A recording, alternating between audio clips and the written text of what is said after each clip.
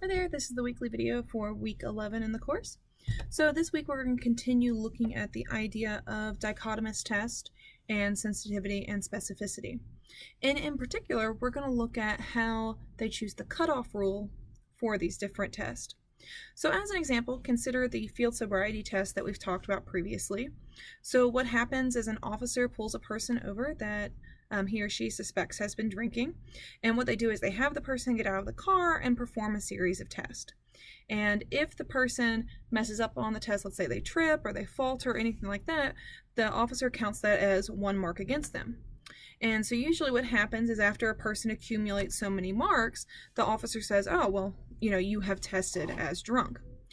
And the question we need to ask is, well, how many marks should the person have against themselves before we consider them drunk? If a person stumbles twice, should they test as drunk? Because it could just be that they're clumsy and not actually drunk. Or should it be 20 times the person has to stumble? And in which case, that's a really high number, so somebody might be drunk, but maybe not stumble that many times. So we're looking for some spot there in the middle that we call a cutoff rule.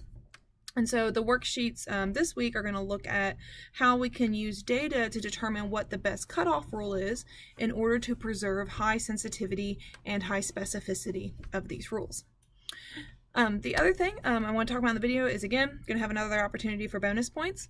Underneath this video, you're going to see a link posted, and I have found, it's kind of like a news article, and they're talking about some results that were recently found that looks at a test for lung cancer.